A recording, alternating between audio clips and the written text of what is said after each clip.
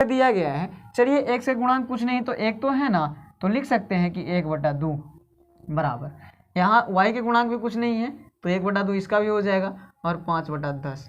देखिए हम क्या किए, डायरेक्ट आपको a1/a2 b1/b2 बराबर c1/c2 पे बैठा दिए। मतलब a1 का मान जो है समीकरण फर्स्ट मिलेगा, समीकरण फर्स्ट तो ये है, तो a1 का मान x के गुणांक क्या है 1 है तो दे दिए 1। चलिए और a2 का मान 2 था तो 2 दे दिया ना, नीचे a2 होता है ना, होता है। चलिए b1, तो b1 का मान क्या है, तो y के गुणांक कितना है 1 है तो 1 दे दिए, और b2 का मान क्या है तो 2 है तो 2 दे दिए। चलिए c1 का मान क्या है 5 और c2 का मान 10, बैठा दिए। समझ में आ रहा है ना, इसी तरह से आई।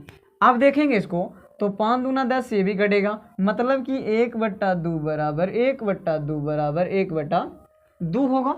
समझ में आ रहा है ना, बिल्कुल। आप देखिए ध्यान से, आप देखिएगा अगर, तो ये कौन से रेखा को दर्शाता है, तो आपको पता है कि ये होगा संगत। संगत तो होगा बिल्कुल, काहे कि एकरा हल होगा, अनेक हल होगा।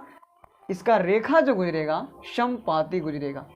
कैसा गुजरेगा, समपाती। और हल जो होगा से कितना होगा, अनेक हल होगा, तो ये तो संगत होगा, समपाती संगत लिख सकते हैं ना। चलिए